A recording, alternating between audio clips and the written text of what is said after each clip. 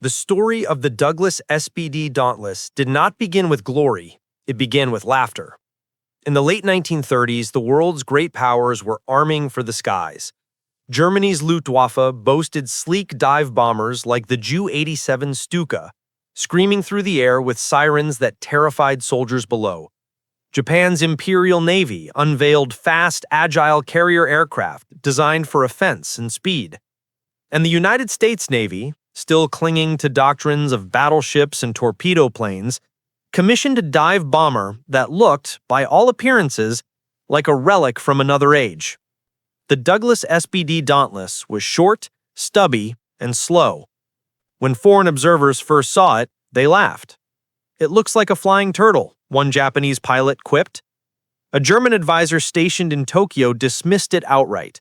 Too slow to fight, too light to bomb, and too heavy to climb. Even within the U.S. Navy, enthusiasm was muted. The Bureau of Aeronautics had asked for a scout bomber to replace the aging Curtiss SBC biplanes, not a wonder weapon. The design that Douglas Aircraft offered, a reworked Northrop BT-1, seemed modest, metal-skinned, two-seated, with fixed landing gear and dive brakes that rattled when deployed. It was not beautiful, it was not fast, it was not glamorous. But as history would soon prove, it was perfect for the war America did not yet know it would fight. The Dauntless was born in the mind of engineer Edward Heinemann, a man whose genius lay not in radical innovation, but in refinement. Heinemann believed that simplicity and sturdiness could triumph over complexity. He took the flawed Northrop BT-1 design and began stripping it down, rebalancing its wings, reinforcing its fuselage, and replacing its unreliable retractable landing gear with a stronger, more compact system.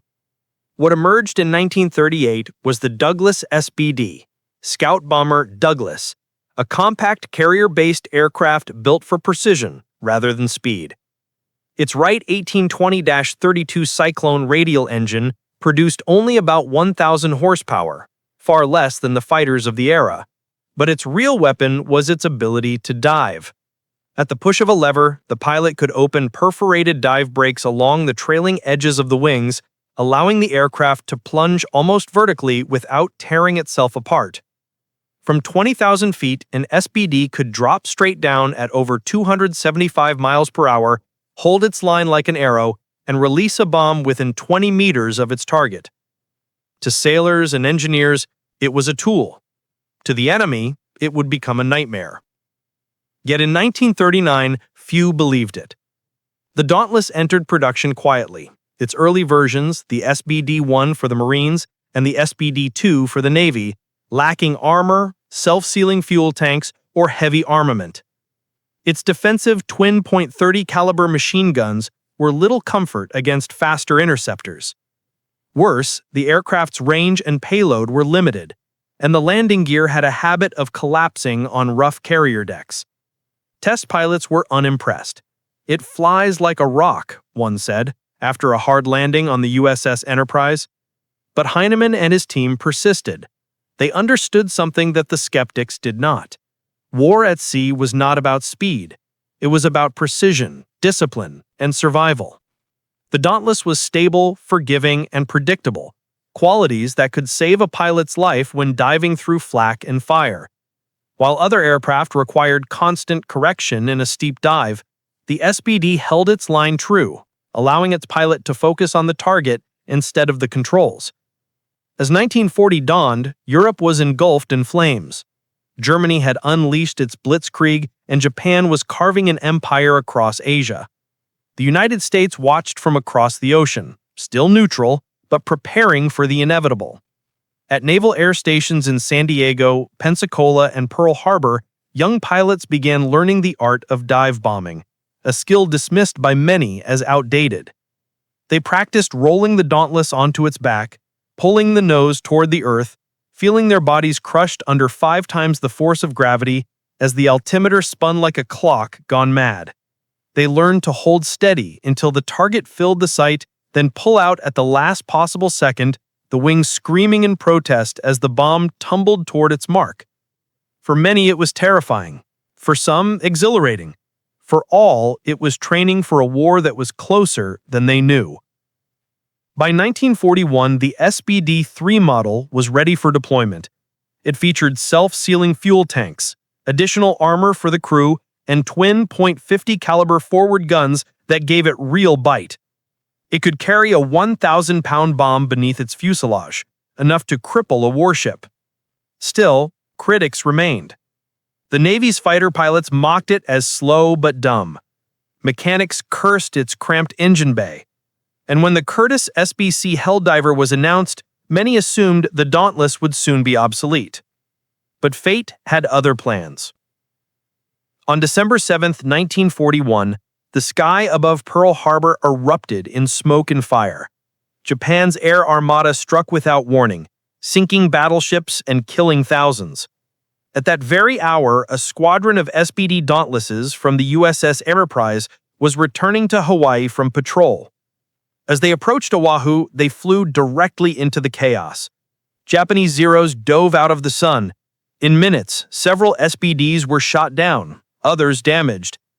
The survivors landed among burning runways, their crew stumbling from the cockpits into hell. The war had found the Dauntless. It was no longer a training aircraft, no longer a joke. Within weeks, its pilots would carry America's answer back across the Pacific. For the moment, though, all they could do was look at the black smoke curling above Pearl Harbor and realize that the age of the dive bomber had begun. From ridicule, a legend was taking flight. The attack on Pearl Harbor had changed everything. In one morning of smoke and thunder, the old order of the Pacific was destroyed. Battleships, the proud giants that had defined naval power for half a century, lay broken in the mud. In their place rose something new, the aircraft carrier, and with it, the small, humble aircraft that would now decide the fate of nations. Among them was the Douglas SBD Dauntless. When the survivors of the Enterprise's Scouting Squadron 6 and Bombing Squadron 6 gathered at Fort Island after the attack, they were shocked by what they saw. The Pacific Fleet was crippled. The air was thick with the smell of oil and death. But Admiral William Bull Halsey, commander of Task Force 16, looked at the wreckage and saw not defeat, but opportunity. "When this war is over," he growled, "the Japanese language will be spoken only in hell." The first weapon he would send to make that prophecy real was the Dauntless.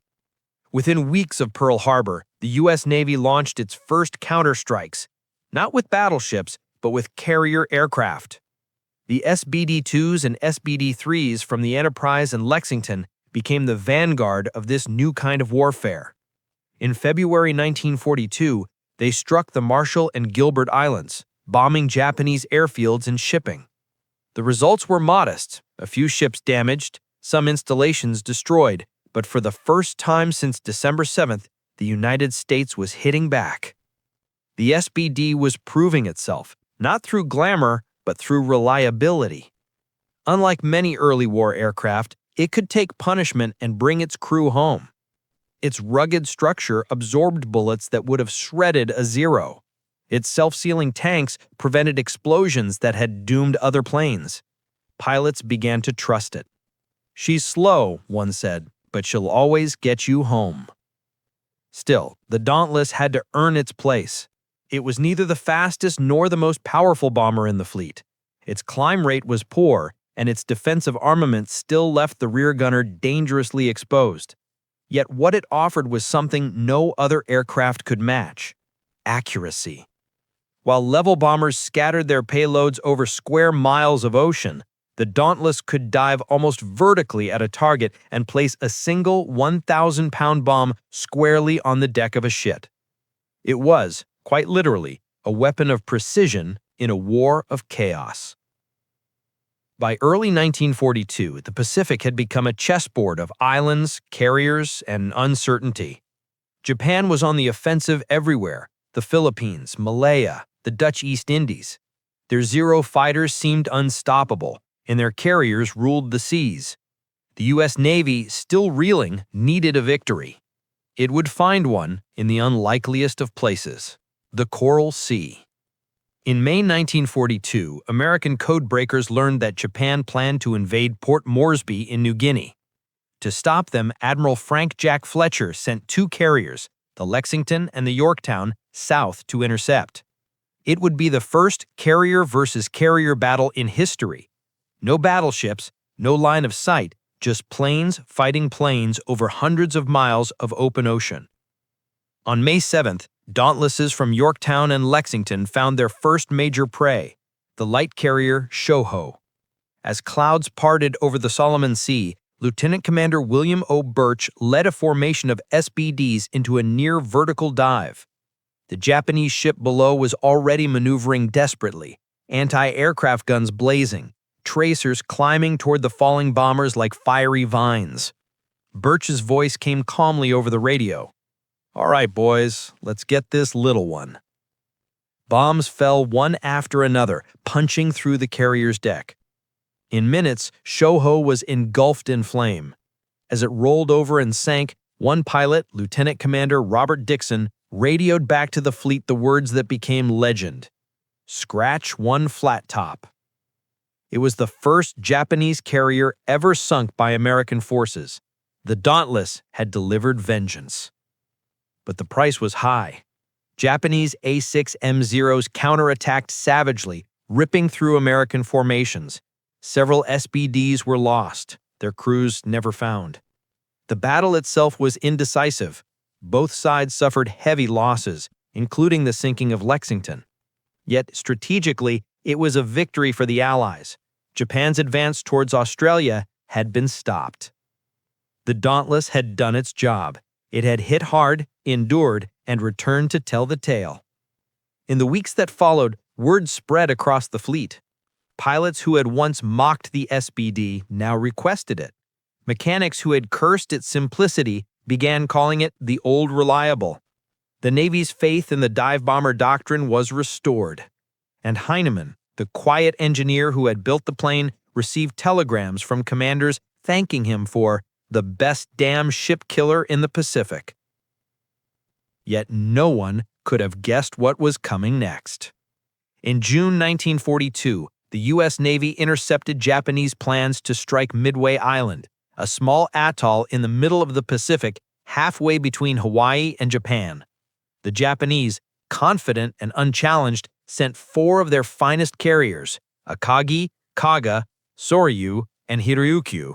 Escorted by battleships and cruisers, Admiral Irosuke Yamamoto intended to lure America's remaining carriers into a trap and finish the job begun at Pearl Harbor. What he did not know was that the Americans were waiting, and the Dauntless was ready. When the carriers Enterprise, Yorktown, and Hornet sailed from Pearl Harbor in late May, they carried with them more than aircraft. They carried the hopes of a wounded nation. And at the heart of their air groups were the same ungainly, underestimated bombers that had been laughed at only a year before. The next chapter would turn them into legends. They would fly into the storm of the Pacific and in a matter of minutes change the course of the entire war. The morning of June 4th, 1942 began with a haze of sea mist over the vast Pacific. The sun had barely risen when the first radar reports came in to the U.S. carriers. Multiple bogies bearing northwest, range 150 miles. The Battle of Midway had begun. For Japan, it was supposed to be the knockout blow, the final stripe that would destroy the crippled American carrier fleet and secure dominance over the Pacific. For the Americans, it was a gamble against impossible odds. 3 carriers against 4 of Japan's most elite. And at the center of it all were 47 SBD Dauntless dive bombers from the carriers Enterprise, Yorktown, and Hornet, planes that many outside the Navy still considered too slow and too fragile for modern combat. But that morning, everything changed. The Japanese strike force, led by Vice Admiral Chuichi Nagumo, had just completed a successful attack on Midway Island and was rearming its planes for a second wave when American carrier groups finally found their location. The first U.S. attack waves, consisting of torpedo bombers, were slaughtered. Squadron after squadron of TBD devastators charged heroically at wave-top height, only to be cut apart by swarms of Zero fighters. Not one hit was scored. The sea below was littered with burning wreckage and parachutes. At that moment, high above the clouds, the Dauntless squadrons were searching desperately for the enemy fleet. Lieutenant Commander Wade McCluskey, leading 33 SBDs from Enterprise, realized his fuel was running low. His navigation charts were outdated. The Japanese carriers were nowhere to be seen. He faced a choice: turn back to the carrier and live, or trust his instincts and keep searching. He chose to dive into history. Spotting a lone Japanese destroyer speeding north at full throttle, McCluskey made a decision that would change the war. He's rejoining the fleet, he thought, and turned his formation to follow its wake. Minutes later, the ocean below exploded into color. 4 Japanese carriers, engines idling, decks crowded with fully fueled aircraft. The timing was uncanny. Japan's flight decks were loaded with bombs, torpedoes, and gasoline. The Dauntlesses had arrived at the single most vulnerable moment in naval history. McCluskey's calm voice came over the radio. "We'll attack the 2 nearest carriers." At 10:22 a.m., dive brakes opened like steel pedals, and dozens of SBDs tipped forward into their vertical dives. The sky filled with shrieking metal as the Dauntlesses fell at nearly 300 miles per hour. Tracers clawed upward, flak burst around them, but the bombers held their dive steady. Pilots later said they could see the red circles painted on the carrier decks growing larger, until the entire world was nothing but a spinning bullseye. Lieutenant Commander Richard Best, leading Bombing Squadron 6, lined up on the Akagi, flagship of the Japanese fleet. He released his bomb at 1,500 feet and pulled up so hard that blood vessels burst in his eyes. Seconds later, the bomb smashed through the flight deck and detonated in the hangar, igniting a chain reaction that turned the Akagi into an inferno. Within minutes, Kaga and Soryu were also hit by other Dauntless squadrons, their decks engulfed in towering columns of black smoke. In less than 5 minutes, 3 of Japan's 4 frontline carriers were mortally wounded. Only Hiryu survived long enough to launch a counterstrike that damaged Yorktown. But later that afternoon, Dauntlesses from Enterprise and Hornet found Hiryu too. 4 more bombs fell from the heavens, another explosion, another fire, another carrier gone. By sunset, the once invincible Kido Butai, the same carrier force that had devastated Pearl Harbor, was gone. The Pacific Ocean, for the first time, belonged to America. The Dauntless had done it. The aircraft once mocked as outdated had achieved what no fleet or army could have. It had turned the tide of the entire war. When the surviving pilots returned to their carriers, oil-streaked and trembling, the decks erupted in cheers. Some wept openly. Others simply stared at the horizon, unable to believe what they had done. In Washington, analysts tried to understand how a few dozen slow dive bombers had annihilated the most powerful carrier force on Earth. The answer was simple: precision, timing, and courage. The Dauntless was not fast, but it was unshakably stable in a dive. It could aim where others guessed. Its pilots, trained relentlessly, had learned to hold steady while the sky turned black with flak. Every bomb that struck a Japanese carrier that day had been guided not by luck, but by discipline and design. The cost was heavy. 35 of the 82 Dauntlesses that took part in the battle never returned. Many pilots who had once been classmates at Pensacola vanished into the ocean, their final transmissions cut short mid-scream. Yet for those who survived, there was no doubt they had changed history. In Tokyo, the shock was total. Japan had lost 4 carriers, hundreds of aircraft, and its best naval aviators. Admiral Yamamoto, upon hearing the news, reportedly said, "We have lost the war." For the United States, Midway was more than a victory. It was redemption. The names of dauntless pilots like Wade McCleskey, Richard Best, and Norman Dusty Cleese entered legend. Newspapers back home called them the men who avenged Pearl Harbor. In the weeks that followed, the battered survivors of the Dauntless squadrons returned to Hawaii. Their planes were patched with bullet holes, their paint scorched by salt and sun.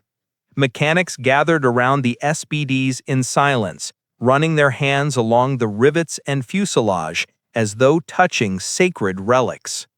The world had learned a simple truth. It was not the fastest or the flashiest aircraft that won wars. It was the one that did its job every time, no matter the odds. From the ashes of Pearl Harbor to the triumph of Midway, the Dauntless had risen, and the Pacific, once ruled by the Empire of Japan, now belonged to the slow, deadly dive bomber that nobody had believed in. After Midway, the Pacific changed forever. Japan, once unstoppable, was now on the defensive.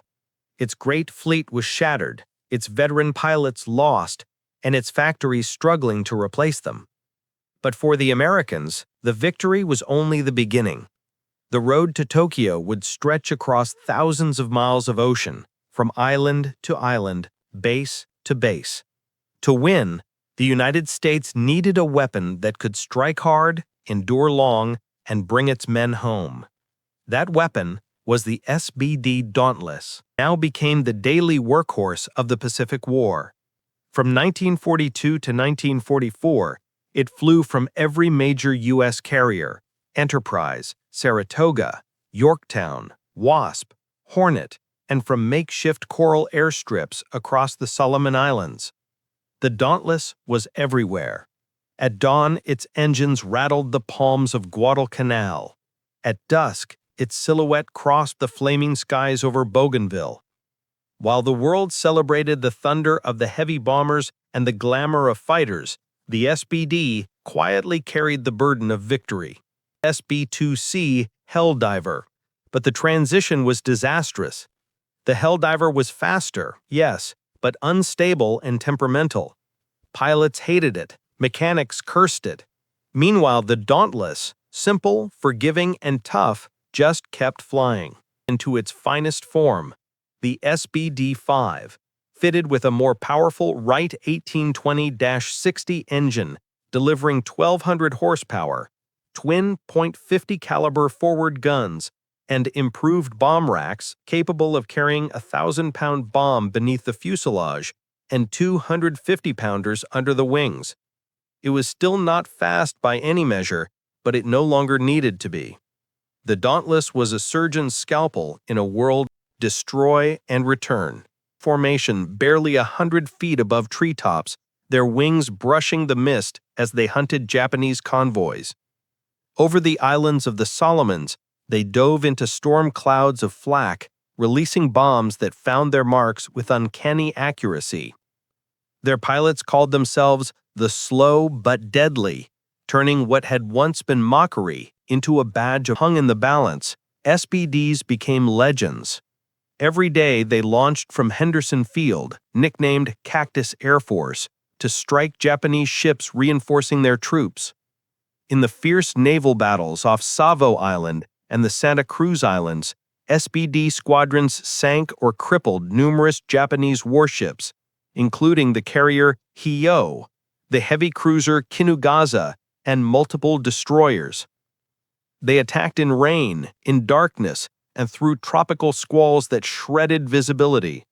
Pilots often returned to base with their aircraft shot full of holes, oil pouring from engines, landing gear jammed.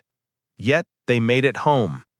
One pilot, Lieutenant Stanley Swede Veitasa, flew his Dauntless so low during an attack on the carrier Shokaku that he clipped the mast of a destroyer and still managed to return to his ship. For that, he received the Navy Cross. Not its firepower, but its resilience. It was forgiving to fly, easy to maintain, and sturdy enough to absorb punishment that would have destroyed other planes. Its crews loved it for one reason: it brought them back alive. "It's the only aircraft I've ever flown," said one pilot, "that feels like it wants to survive air support." Over Tarawa in late 1943, SBDs bombed Japanese bunkers just minutes ahead of the first Marine landings, softening defenses with terrifying precision.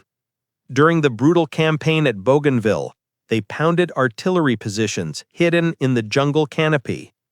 At Kwajalein and Saipan, they provided round-the-clock bombardment, diving again and again until the beaches were clear. 25,000 combat sorties, sinking or heavily damaging more enemy aircraft in the Pacific than any other Allied aircraft. Time was catching up with it. Newer aircraft, faster, sleeker, heavier, were rolling off assembly lines. The SB-2C Helldiver and Grumman TBF Avenger were now taking over the roles the Dauntless had defined. Pilots moving to these new machines looked back at the SBD with affection, even reverence. She was old-fashioned, but she never failed us. By 1944, the Dauntless had fought its last major battles, supporting the invasions of the Marshall and Mariana Islands. In the final months of its combat career, it flew patrols over the very waters where it had won its greatest victory at Midway. Some squadrons were transferred to training roles, others were shipped back to the States. But in every hangar, mechanics and pilots treated the old aircraft with respect bordering on worship. For them, the SBD was more than aluminum and rivets. It was a comrade. They had seen it bleed oil and flame, seen it limping home on one engine with bullet holes like stars across its wings. They had seen it deliver death with precision and mercy in equal measure. 1944, when the last SBD squadrons flew their final missions over the Pacific, the men who watched them take off knew they were witnessing the end of an era. The slow bird that no one had believed in had carried the war from despair to dominance. As one officer aboard the Enterprise wrote in his diary that year, "The war began with the Dauntless, and the war was won on her wings." Slow but deadly had lived up to its name, and by doing so, had helped win the greatest naval war in history. When the war finally ended in 1945, the guns went silent, but the sound of the Dauntless still echoed across the Pacific. The aircraft that had once been dismissed as obsolete had become a symbol of endurance, precision, and quiet heroism. It was not the fastest, nor the most glamorous, nor even the most technologically advanced, but it was the one that never failed when the stakes were highest. For thousands of American sailors, Marines, and airmen, the SBD had been the thin line between survival and annihilation. In the months following Japan's surrender, the Navy began decommissioning its fleet of Dauntlesses. The newer Curtiss SB-2C Helldiver, faster, heavier, and more modern, had finally taken over carrier operations. Yet the affection for the SBD never faded. Pilots refused to speak ill of it. In squadron reunions in airfield bars, stories of the Dauntless always came with a kind of reverence. "It wasn't a killer," one veteran said. "It was a guardian. It got us there, did the job, and brought us home." The aircraft's record spoke for itself. Over the course of World War II, SBD Dauntlesses flew more than 64,000 combat sorties, sank 6 Japanese carriers, 14 cruisers, 6 destroyers, and damaged dozens more. Its bombing accuracy, thanks to its dive-bombing design and bomb release mechanisms, was unmatched, achieving a hit rate of nearly 30% in combat, compared to 3% for level bombers. That accuracy, multiplied over countless missions, had crippled the Japanese Navy's logistics, sunk convoys, and paved the way for every major amphibious invasion from Guadalcanal to the Philippines.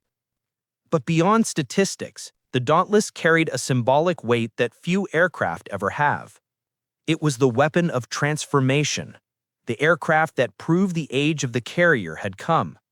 When the bombs from SBDs tore through the decks of Akagi, Kaga, Soryu, and Harayu at Midway, they didn't just sink ships, they sank an entire military doctrine. The world realized that the great battleship fleets of the early 20th century were relics, and the future of warfare belonged to the air. In that sense, the SBD Dauntless did not merely win battles, it changed history. Its pilots were equally legendary.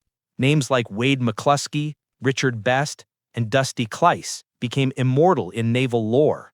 McCluskey, whose decision to follow the Japanese destroyer to the fleet changed the course of the war, received the Navy Cross. Richard Best, the only pilot to score direct hits on 2 Japanese carriers in a single day, suffered severe illness from inhaling oxygen-contaminated fumes, but lived long enough to see the Dauntless honored in museums decades later. Dusty Cleiss, who dived at Midway through smoke and fire to deliver a fatal hit on Kaga, spent his post-war life teaching young aviators about courage, precision, and humility, the virtues the Dauntless embodied. After the war, most SBDs were scrapped or sold as surplus, yet a few survived, tucked away in hangars, shipped to training bases, or donated to fledgling air forces. The aircraft served briefly with countries like Mexico, Chile, and New Zealand before finally being retired in the late 1940s. But some Dauntlesses refused to fade quietly. In air shows across America, restored SBDs once again roared into the sky, their engines growling, dive brakes opening like the wings of a bird of prey. Crowds watched in awe as these veterans of Midway and Guadalcanal reenacted their steep, graceful dives, and for a few moments, history lived again. When the aircraft pulled out of its descent and climbed into the sun, spectators could almost hear the voices of the pilots who had once shouted, "Bombs away," into the wind. The Smithsonian Institution and several aviation museums, including the National Naval Aviation Museum in Pensacola, Florida, and the Pacific Aviation Museum at Pearl Harbor, now display beautifully restored SBDs, each one bearing scars of war and the stories of those who flew them. Their faded gray paint and battle-worn fuselages speak louder than words. Courage does not age, and precision never goes out of style. Strategically, the Dauntless left a legacy that shaped every aircraft and naval operation that followed. It proved the essential truth of modern warfare. Victory is not about speed or brute force, but about accuracy, reliability, and timing. The SBD's success forced both allies and enemies to rethink how wars were fought. From the skies, with discipline and precision, not with brute steel. Its design principles influenced generations of aircraft, from the Helldiver to the A-4 Skyhawk, and even to modern precision-guided bombers that trace their lineage back to the Dauntless's doctrine of controlled, deliberate attack. But more importantly, it left a moral legacy. The Dauntless became a symbol of endurance, of machines that outlast mockery, and of people who refuse to break. It was a story of underestimated power, a slow aircraft that beat the fastest empire on Earth. In every way, it embodied America's transformation in World War II, from an unprepared nation humbled at Pearl Harbor to an industrial giant that mastered the air and sea through sheer determination.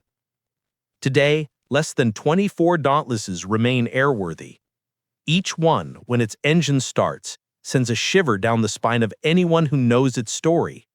When those propellers begin to turn, you can almost hear the echoes of June 4th, 1942, the shriek of the dive, the thud of a bomb, the roar of victory. For historians, the SBD Dauntless is remembered as the dive bomber that saved the Pacific. For pilots, it was a partner that never quit. For America, it was proof that courage and craftsmanship could turn disaster into triumph. Its official name was the Douglas SBD Dauntless, but to the men who flew it, it was simply the bird that never missed. From Pearl Harbor's ashes to the smoking decks of Midway, the Dauntless wrote one of the most extraordinary chapters in aviation history. It may have been slow but deadly, but in its unyielding precision, it carried the weight of a nation's hope and proved that sometimes the plane no one believes in is the one that changes the world.